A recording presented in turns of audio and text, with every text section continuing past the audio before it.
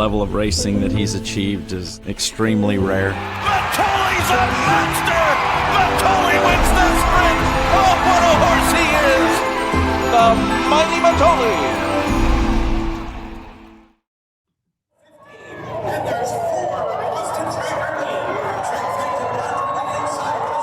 You're watching Past the Wire TV.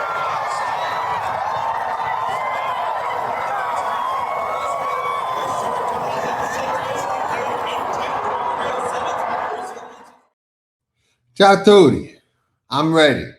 Are you ready? Pegasus Day, coming fast, and we are doing our Pegasus by the Thorograph Numbers and Patterns show a little bit early. We got the past performances. We've got the Thorograph numbers. We're going to dissect this race, see if we can come up with the winner. And the beauty of it is, we can't do worse than we did last week at the fairgrounds. Mesquite, completely overlooked. Thought he would go forward, but not nearly fast enough to run second. Golden Tempo, thought was a contender on the Thorograph numbers, but when we applied the past performances, Sprinter going long first time out.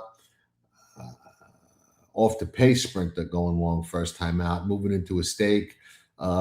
Just kind of fool me. You know, like I said, and I'm not even surprised because the fairgrounds, for me, something always goes wrong, whether it's the numbers, the patterns, the past performances, the ticket structure. I just, playing horses my entire life, I don't think I've ever had a big day at the fairgrounds. For whatever reason. And it's one of the reasons that I rarely play there. I play there, 3 days a year, if that. Louisiana Derby Day, Risen Star Day, LeCompte Day. That's about it. And even that's stretching it for me. Anyway, hopefully you did better. Again, and the numbers don't lie. I mean, we knew Mesquite was going forward. 3-year-olds can fool you because they can go forward more than you think they may, especially newly turned 3-year-olds. So Thorograph was spot on there. My reading of them was not, but what are you going to do? Golden Tempo, again, I generally don't like off the pace sprinters. Going 2 turns the first time out. A lot of people love that. I don't. They generally or often don't have that same kick first time they go 2 turns and need a race around 2 turns to kind of maintain or keep that closing kick that they may have had sprinting. But that's in the rearview mirror now. The heck with that. We'll move forward and see if we can do a little bit better, or a lot better with the Pegasus. And I'm pretty confident that we can. And we've had a lot of success at Gulfstream and in this race over the years. So no worries there. So hang tight, and I'll be back in a sec.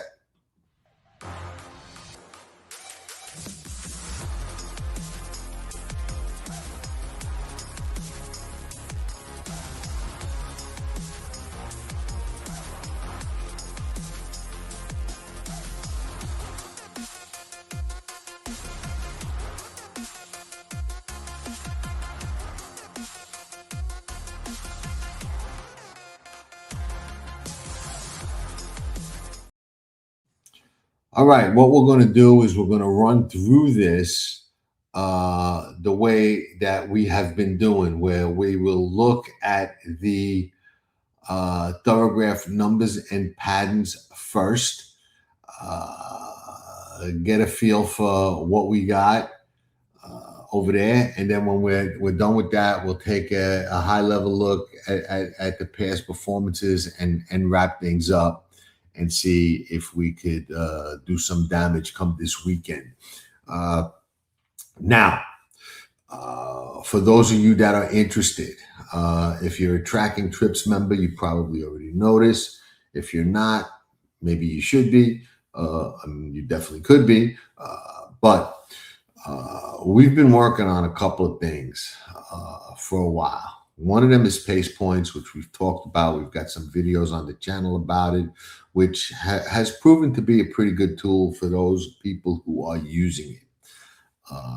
But we wanted to take things to another level. So stay tuned for what we're calling Past the Wire's executive summary on different races and different race cards. And there will be one, a very lengthy, involved, deep dive and a half one up on tracking trips for Pegasus Saturday, the entire card dissected. Now, what it is it's done by a computer model, which we've developed over the past, I would say, year and a half. Still perfecting it, still working with it, still tweaking it. And it generates a lot of information, opinions, suggested wages, and whatnot. And if you go to pastthewire.com, click on the Pace Points tab. Underneath the Pace Points, it'll tell you a little bit about these executive summaries. And we may even put a sample of one up there for you to take a look at. You know, I call it our way to fight some of these CAW models. Yeah, the CAWs can bet right into the pools and do batch bettings the last second. But as far as analysis, they ain't got nothing on us and nothing on anybody that's got one of these reports. We can analyze every fact, stat, fraction, split, wind blow that they can. And I set the criteria for every card, every race, what we think, and my team and I, what we think is important for that particular card, that particular day, and each particular race. So the reports sometimes look a little bit different, but it's all, you know, pulled from tangible data. Doesn't matter that we can't bet the last second and do all these batch bettings all over the place, because none of us that are not CAW players are betting that way. And we're not playing for the rebates and playing to break even or come close to even and still make money off of those high rebates. That's not why we're playing. We're playing to take down scores. It's a little bit different. And this is a great edge and going to change things tremendously for a lot of people. But that's not what this show is about. We'll do more about that. I'm just giving you a heads up to stay tuned and watch and check out the Pace Points page on Past the Wire and read about these. And if you want to see one and you're a Tracking Trips member, I mean, it's a win-win. So, you know, it'll be there Saturday. Now, this is going to be a very long, comprehensive one. We had one for the LeCompte that was comprehensive, not quite as comprehensive, but tremendous progress is being made, and it's all going to be there at your fingertips, which is what we do and why we do it. So now moving to the Pegasus, let's roll. Right off the top, right from the rail, exciting horse, undefeated, Disco Time. Disco Time is a horse that's just gotten better and faster with every start. At 2, we've got 8 3/4, 7.5. At 3, we've got 6 3/4, 2 3/4 negative. Blazing fast race to close out his 3-year-old year at Aqueduct. Now goes into Pegasus at Gulfstream Park. Has shown every sign that he belongs in a race like this and gets a shot like this. You know, Sure Bet Coffee in the house. Mug, my Sure Bet Coffee tumbler is in the dishwasher. Disco Time has got a phenomenal pattern, extremely fast, has not bottomed out yet, and is dangerous as anybody in the race come post time on Saturday. British Isles has a lot of starts. 2, 3, 4, now 5. This horse just keeps rolling. We'll look at his 4-year-old season, which is absolutely his fastest season. And he's really gotten a lot better from 2. He got better at 3, and now he's gotten better at 4. So he's a horse that's evolving and improving over time and developing with age, which is kind of what's expected. But what do we got? We got 8 1/4, 12, 7 1/2, 9 1/4, 7 1/2, 8 1/2, 5 1/2, 3 1/2. Really good pattern. Steadily getting better. A couple of bond changes with David Fawkes right now. Has been on turf, been on dirt. You know, he's just getting better. Richard Baltus had him before this. I think Bob Baffert had him a while back. He's been around. Improving. Now, can we go from a 3 1/2 to, you know, compete with a horse like Disco Time if he runs forward or repeats that? Probably not. But he does have an improving pattern, and he is a late developing horse. We'll look at the PPs and see if he fits here. But his fastest rate to date is that 3 1/2, and he does look like he can possibly go forward off of that here.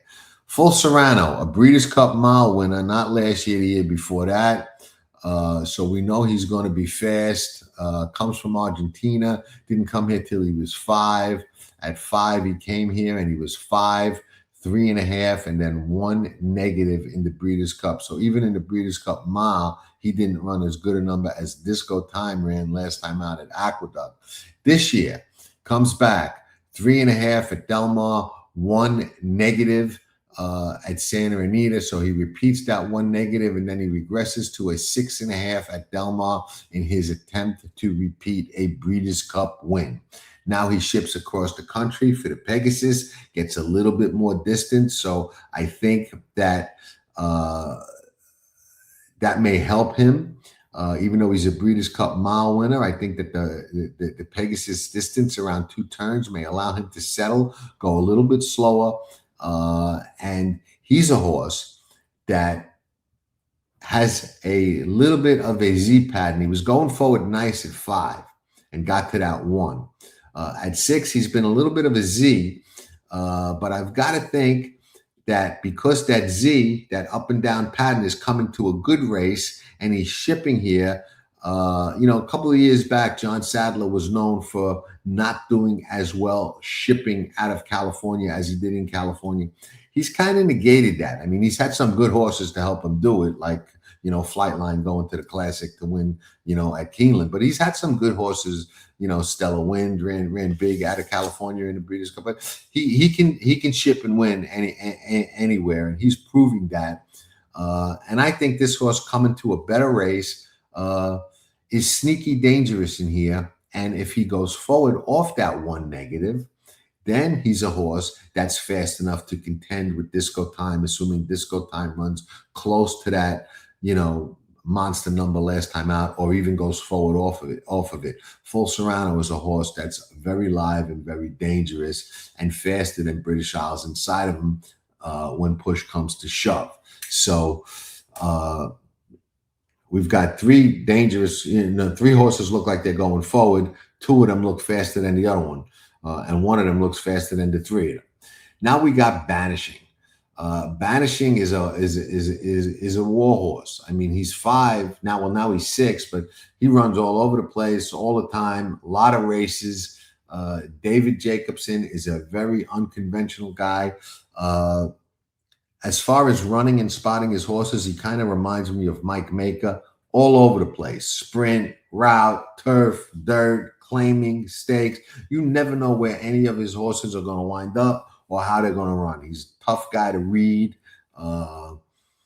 His father was the same way. His father actually went to jail for murder in New York years ago, years and years ago. I remember the story. I remember when it happened. And believe it or not, David wound up turning in his own father, who was hiding out in California when he escaped from jail after he was already arrested for murder. But that's a whole nother story for a whole nother day that I'd be happy to tell if anybody's interested in it. But it is a fascinating story. Buddy Jacobson, though, was a top claiming trainer, David's father, way back when. And Bobby Frankel actually worked for him and learned a lot from him back. I don't want to say back in the day, back before the day. That's how historical we're getting with that. But anyway, back to the matters at hand. I have a tendency to run off course every now and then. one of my many flaws. What are you going to do? A lot of races to look at. Let's start at the beginning of his 5-year-old year. 0 1/4 negative, 0 3/4 negative, 2 negative, 2 negative, 1 1 1, 0 3/4 negative, 2 negative, 1 1/4, 7, 0 1/2 negative. I'm sure that all of you have been watching this show long enough to know, and those of you who know Thorograph well and haven't been watching this know, and even newcomers know, tough to read a horse on a pattern like this. We know when he's in the mood, he's fast enough. Is he going to be in the mood? Tough to say with David Jacobson. I give him a big question mark. I tend to think somebody's going to be better than him and faster than him because his ceiling is 2 negative, but is he going to be able to carry that from 5 to 6? I mean, he's a ghost zapper at an AP Indy. It's not impossible, but I'm going to have to see it at Gulfstream Park, a track that I don't see here he's ever run at. So, I mean, he run just about everywhere else. Vandorf at Saratoga, not last year, but in his 4-year-old year, the end of August. So, just a question mark, as many of David Jacobson's horses are, especially when they're running in stake races. Skippy Longstocking, who fooled me last time out when he won, and I bet against him. But we know Skippy, tough horse. He did get back to one of his better races last time out, running a 1. He had those 0 negatives, 1 negative numbers at 5, at 6. He hadn't repeated that. Looked like he might be tailing off. Had that clunker at Charlestown. His numbers at 6. Now he's 7 were 0 1/2, 0 2, 0 1/2, 5 1/2, 22. Freshened up, comes back and runs a 1. The best of Skippy Longstocking can compete, but off that layoff, come back, run the hard race 1, and now come back and run into Pegasus against the likes of what he's going to have to beat here. I'm going to vote regress on Skippy Longstocking. He's regressed before.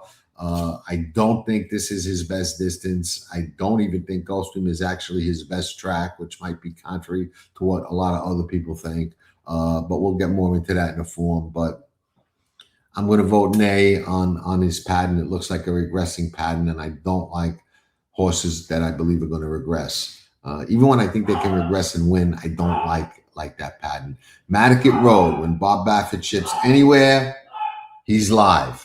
He don't ship horses that can't win. He shipped in and won the Pegasus before more than once. We know that.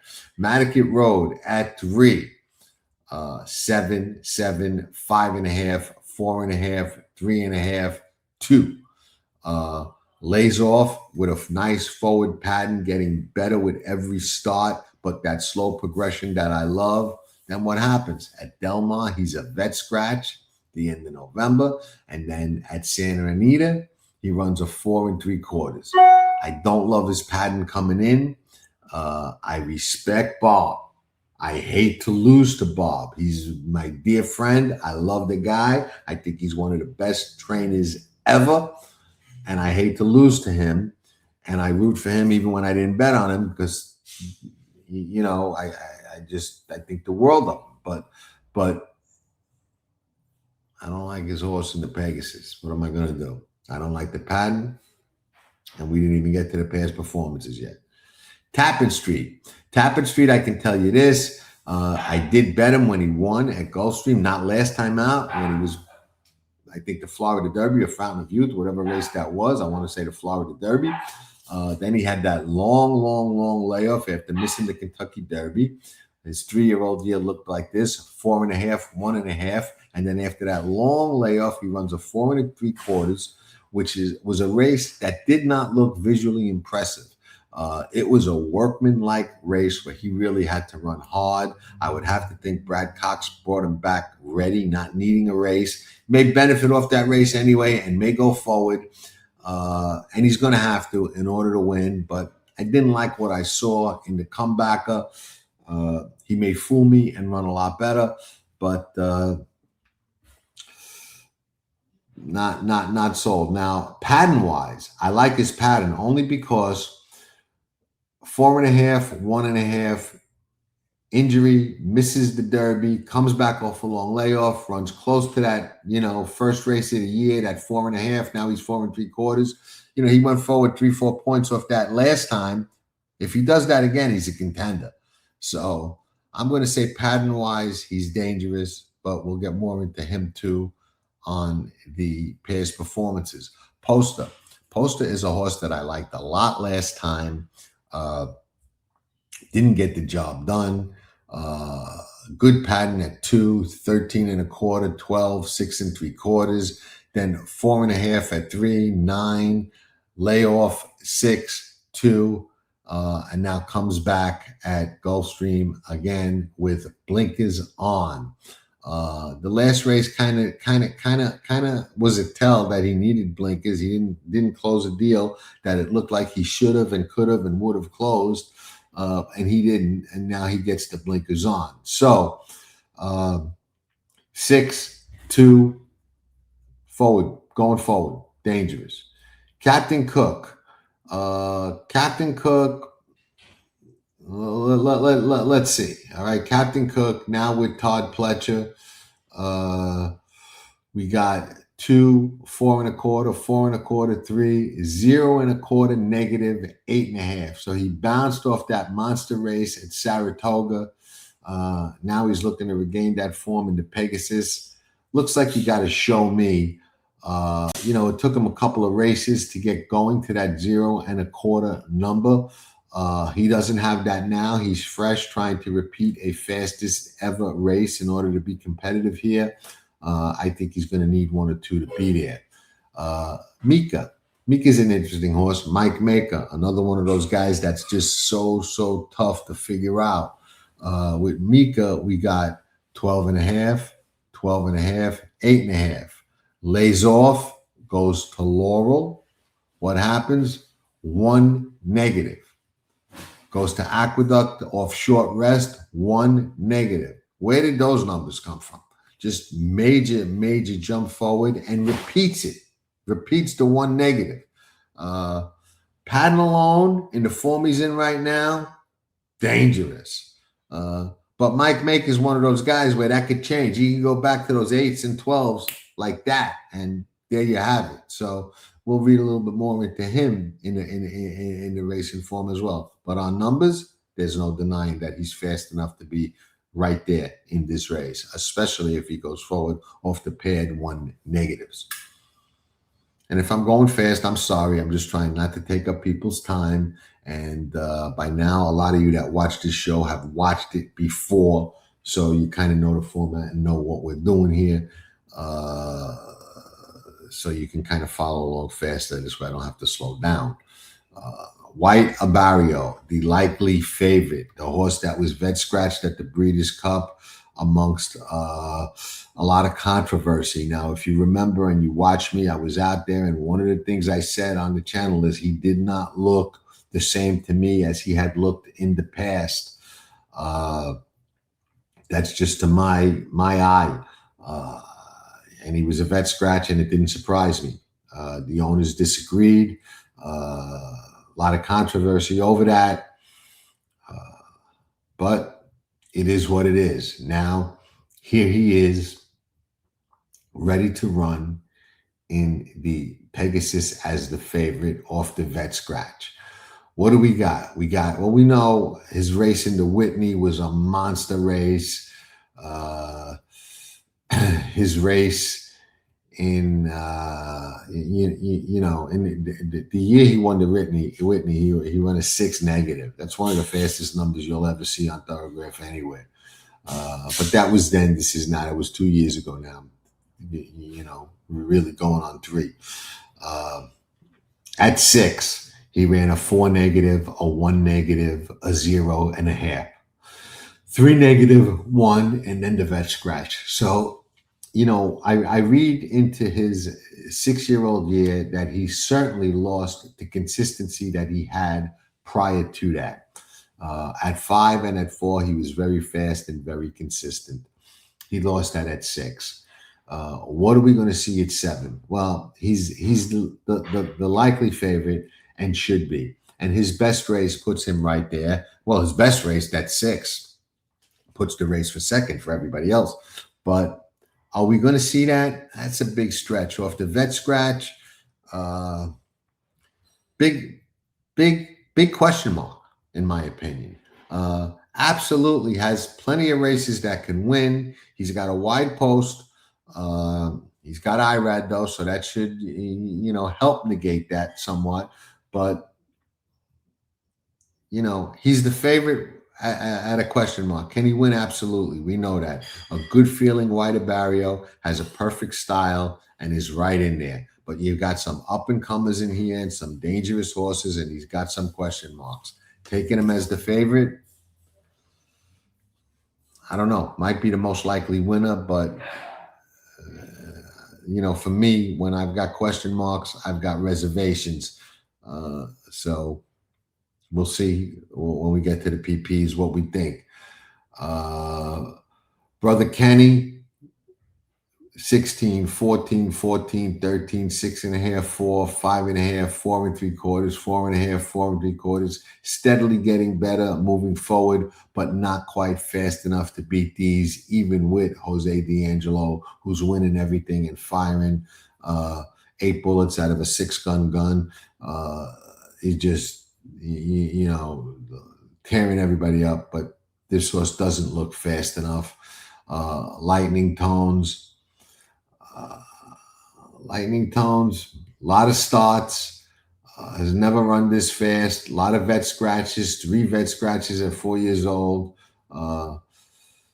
He's already got a start at 6, coming back fast, 3.5.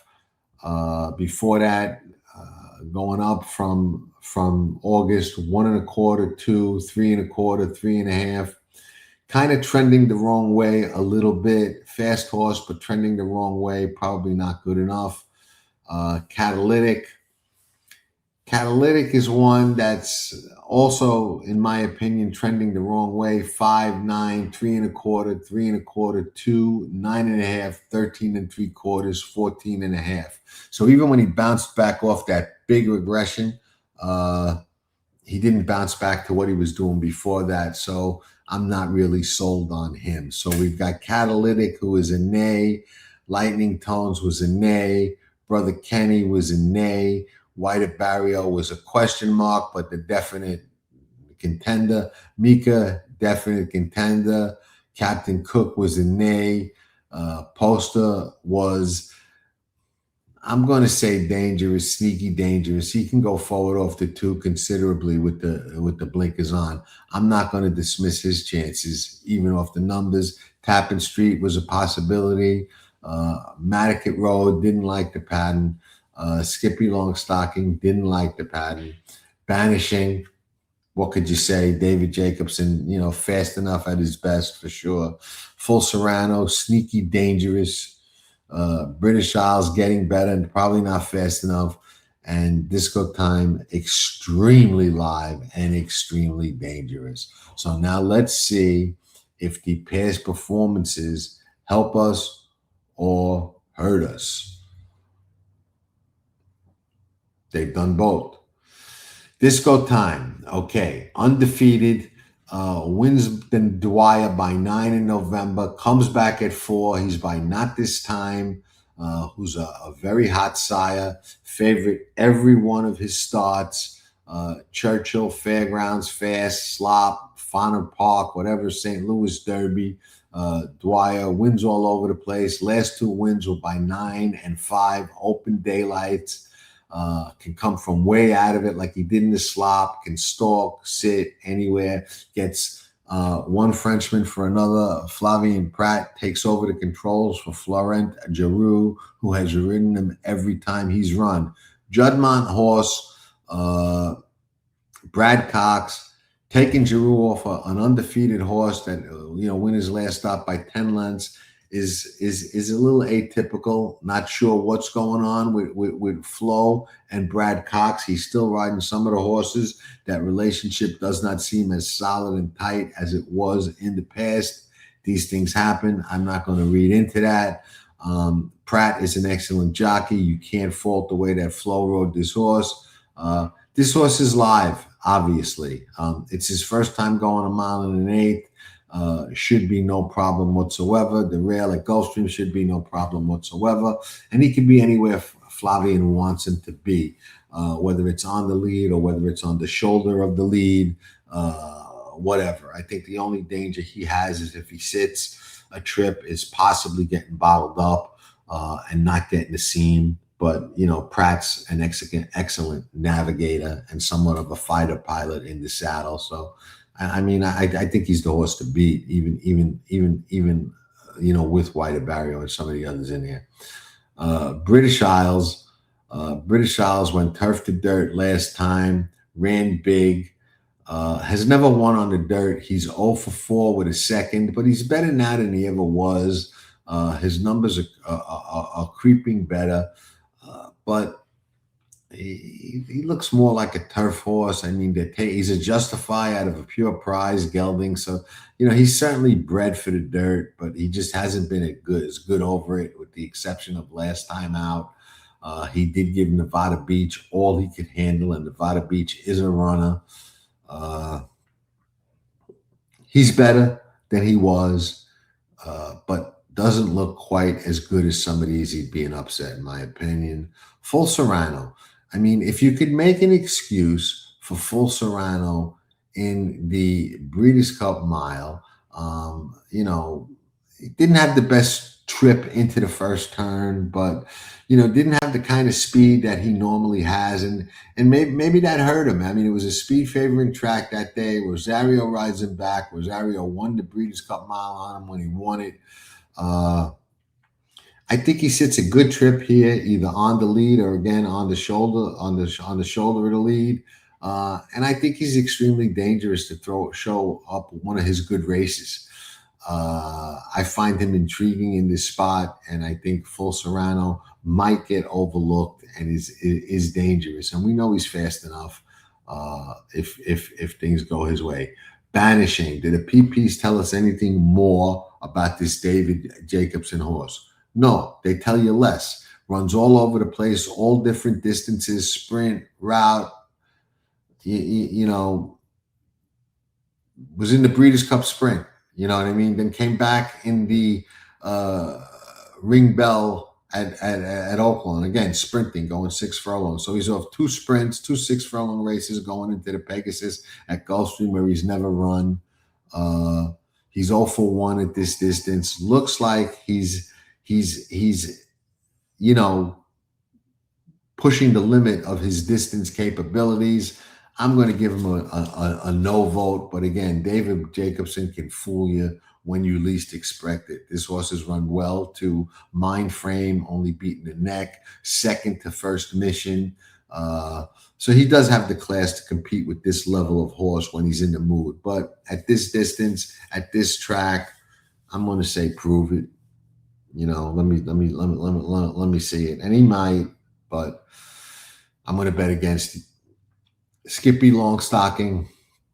Again, off that off 2 flops, really. Flopped in the Whitney, flopped in the Charlestown Classic, then decided to beat Poster, who I needed desperately, in the Holland's Holiday. And I think that's a race we did the Thoragraphs on. And he came again, all out, tough, hard-fought race. Improved his number significantly, and I see a regression off that hard-fought come back again win. Madaket Road has had a hard time closing the deal. As much as I respect Bob, didn't like the pattern. This horse is only 1 for 9 with 4 seconds. That's pretty rare for a Bob Baffert horse. You're more likely to see, 4 for 9 with 1 second. But that's not what we're seeing here. He is, coming off 2 7-furlong sprints. And Bob is, I think, if memory serves, about 50% going 2 sprints into a route. That's always dangerous. I think he's going to be a pace factor, but I'm not sure he can seal the deal here. Tappan Street, interesting. Probably should go forward off that hard-fought race. And I like his hard-fought race to go forward, even though I don't like Skippy's. And that's when you just differentiate things based on lots of things. One of them being Brad Cox, one of them being the reason for the layoff, one of them being that he's a 3-year-old newly turned 4-year-old. I think he can go forward.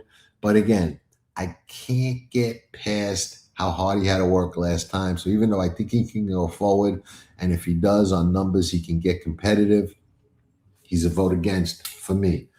Poster I find very intriguing. He's got to go forward more than some of the others, that's true, but he's putting blinkers on. He's a newly turned, lightly raced 4-year-old. I thought his last race was a good setup race where I thought the opposite from Skippy Longstocking, who came back on the inside to beat him, puts the blinkers on, can change things, lightly raced, going forward. I think he's a dangerous and sneaky. I think he's going to be a long shot. I don't have the morning line yet, but I think he's going to be a prize. Captain Cook, I didn't like on the pattern. He's another one stretching out. He's handled this distance, but he looks a cut below these to me, even though he ran second to Barnes and second to Patch Adams sprinting. He's got to show me. Got to show me more. Not seeing it and not sold at 1 1/8 is really what he wants to do. Mika. Okay, that's that horse with those 2 ridiculously fast races out of the blue. One of them was for Brittany Russell. One of them was for Mike Maker. They were his last 2 starts. One of them last time out was he run Bishop's Bay to a neck in the Cigar Mile. Almost pulled off the upset off the big win at Laurel. This colt is by Catholic Boy out of a Speightstown mare in career form, running his eyeballs out. I'm going to say he's a little dangerous to dismiss, but here's the thing. The more we look at this race, the more we see pace, a lot of pace. So is it going to set up for the reigning champ, White Barrio, who won the race last year? He's 10 for 8 at Gulfstream. He's 10 for 24 a lifetime. He's 3 for 9 with a second at 1 1/8. He's got a lot going for him, even with that vet scratch.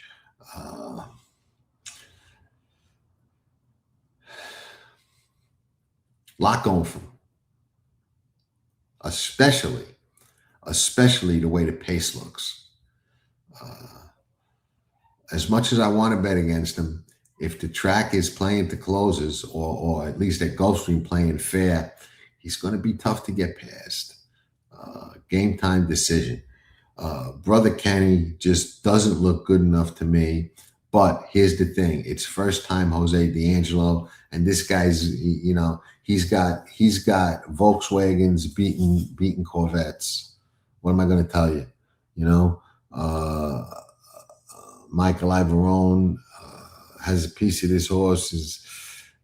I don't know. Scary Jose first time. He's only 19%, but we know better than that. He's dangerous when he first gets a horse, and he's running this horse first time out in the Pegasus at his home track. I don't think he's good enough. I'm not going to get to him. But if he wins, I'm going to sit there not shocked and be like, what are you going to do? Jose D'Angelo did it to us again. Sometimes I ride with him. Sometimes I ride against him. I'm going to ride against him here. You do you, but I'm going to make him prove it in this race to me against these horses. But son of a gun, man. The guy, like I said, he's got Volkswagen beating Corvettes. Lightning tones on the also eligibles, whether he does or doesn't get in, I don't think he can win the race. So there you have it. For me, the contenders are obviously White Barrio, Mika, in the current form. Poster, big upset possibility. Full Serrano, very dangerous. And last but not least, Disco Time, who I think is the horse to beat and maybe an emerging star type of horse off his pattern, off that last number, and off his diversity. And I like the fact that he can sit third or fourth on the inside with Pratt and look for that seam and get the jump on White Barrio. And that might be the difference, getting that jump on White Barrio at Gulfstream, going a mile and an eighth, could be the difference between first, second, or win and lose. So we'll see what happens, and we'll see how much he gets bet into White Barrio. And we've got an interesting race here. I think it's an extremely competitive race. The Pegasus this year looks like one to watch. I'm excited about it. I'm planning on being there. So if you're there, let's say hello. And we'll see if we could do some damage. I think we've got a nice race. The pace scenario, I will say, definitely favors that big white horse coming down the middle of the track with Irad looking for a repeat Pegasus win. And wouldn't C2 Racing, and those guys are great guys. Clint and his team, they're really good people. Wouldn't they love to say, see, you scratched us out of the Classic, and look, we win the Pegasus. What's the Pegasus purse now? $3 million. I know they'd love to do that. And I couldn't say that I wouldn't be happy for them, because they're, like I said, they're really good people, really nice guys, and it'll be interesting to see. So with that, I bid you all farewell, and we're heading to Gulfstream. We're going to take some big shots on some of the earlier races, hopefully be alive in the Pegasus, hopefully do some damage, and hopefully be heading to dinner like this.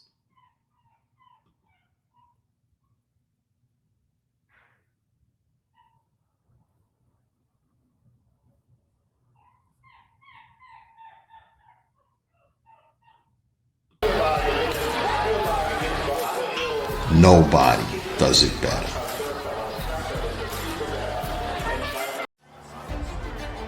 Here comes journalism, here comes sovereignty, and they square off, head into the final for sovereignty wins the Derby! You're watching Past the Wire TV. Hit that like button and subscribe to Past the Wire TV. Nobody does it better.